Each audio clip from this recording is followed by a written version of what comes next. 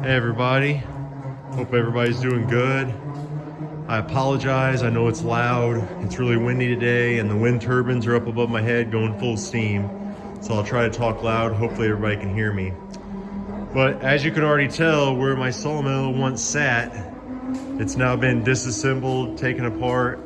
I'm getting ready to make a move on it because I want to free up some more space. And honestly, I don't need one section of rails, tracks, whatever you want to call them. So I'm going to be removing one section, so it'll only be a total of 3 sections now instead of 4. But while I'm doing this, I was giving it a good look over, especially these rails here, just to see if there's been any troubles with them. So I wanted to share this with everybody. I know I've talked about this before about the metal quality. I've always said that I thought the metal quality was pretty good. Haven't really had any problems with it, but this is going to be a great time to take a look. Now this section you're seeing here, this section's hardly ever touched. This would be at the very end of my rail system here. So this section and then this section here, this was the beginning section. So really all these 2 sections did was, sometimes I might use this first bunk or just a little bit of it, but for the most part, these sets of rails and bunks did not get used. Most of the abuse, most of the use was on the middle sections, which I've already completely taken apart. So let's take a look at them and see how much abuse they've been given and gotten here. So you can tell there's a lot of scuffs. You can see some bangs and dings on it. Overall, with this here, I say it's still okay. I know it doesn't look pretty.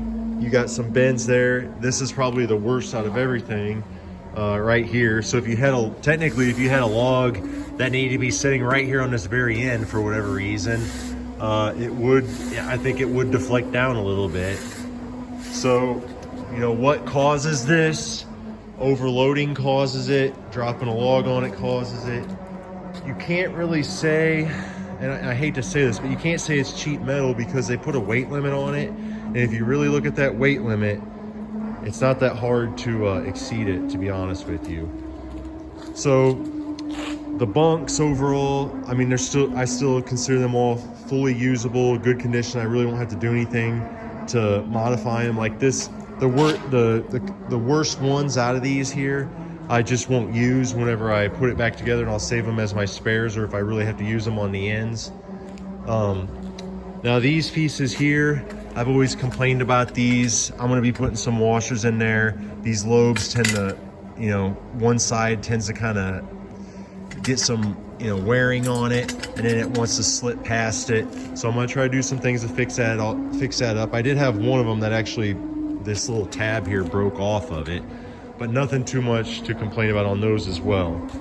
So let's take a look now at the rails. This is the main thing here, because this is what your cutting head rides on. So I'm gonna try to do this one-handed, and I wanna give a good look at this, because I'm gonna be honest, I'm gonna say it right up front, I'm a little bit disappointed with these rails and how they incorporate the feet that hold up the rails. So sorry about that. The feet go in these holes right next to, you can put them in any one of these holes you want, but usually they go right next to where this is where the rails butt together, and then there's that metal plate that goes underneath, and it supports the bunk, and it connects the 2 rails together. So let's take a look, see what kind of deflection we got in them. So if we look down this one here, you can see it's got a slight bend in it. Now this one here, I know for a fact, this one here was my fault. I dropped a log on it. I had to make some modifications to fix that little issue there, but I knew about that.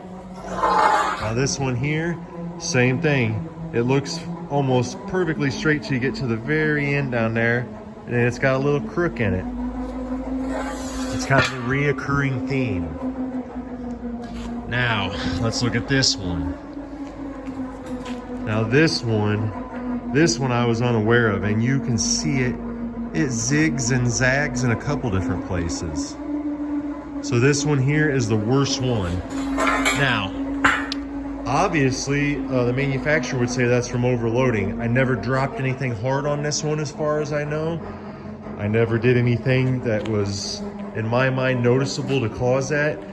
that has to be just from overloading. Now here's the final rail. And this one, same thing. It's pretty straight. Same thing as the first two. It's pretty straight except for at the very ends. So really, in my mind, I'm not an engineer. I know that Rima at one point used to follow me, and I don't know what their current design is, but if they're still following me, here's my suggestion for this whole issue. Here's that plate that goes in there. If that plate just extended over to the feet, then you wouldn't have this issue, because I have not seen any of these plates bent. I mean, I could go, well, you know, now that I look at it here on camera, maybe there is a little squiggle in that. But I feel like if they made these plates strong enough and they actually went to where the feet went to the ground, it would transfer the load much better. So what am I gonna do about this? I'm gonna try to hammer out the rails that I think are the smoothest. 2 of them I don't need anymore, so I'll set them off to the side. The worst, definitely this is gonna be one of them. And I'll have to try to figure a way to flatten it out later so that if I do need it, I'll have it available. But in the long-term future, when I move this mill out of here, what I'm gonna do is I'm gonna have to put something underneath this whole rail, because I don't wanna be worried about putting a log on there that's a little bit too heavy and having some bends in it. Now I do go from time to time, and I go on my bunks, I take a laser level, like you see right here, and I check. Point here, point here, point here, point here. Sometimes I'll check in the middle. And I always get good readings, but the wiggles and the squiggles in that metal has got me kind of wondering, like, how perfectly level is that metal? Obviously, if it's got that, you know, the squiggles in it, it can't be perfect. So I'll probably be putting out a video later on once I get it put back together, but I just wanted to share that with everyone. As far as any issues on here, no issues on here. The roller's still great condition. I keep those clean from time to time. I don't notice anything, you know, that's bent or anything like that, and there shouldn't be anything on the cutting head. As far as the bolts, I know I've said before there's been issues keeping the bolts tight. With the impact wrench and the lock washers and everything I've done, I actually had no loose bolts. They all were snug when I took everything apart. So this video is already kind of long, but I wanted to share this. I am a little bit disappointed, I'm not gonna lie. I didn't think I was having any issues at all with any type of deflection, except for if it was something like kind of like a catastrophic mistake I was making. But apparently I was wrong. There is some movement in these rails, and I'm gonna have to do something in the future to plan for that and to alleviate that problem. But with that, I hope everyone has a great day. I wish everyone luck on their milling adventures. If you have any questions or comments or things you want to see in videos, please drop them below. But until next time, I hope everyone has a great day.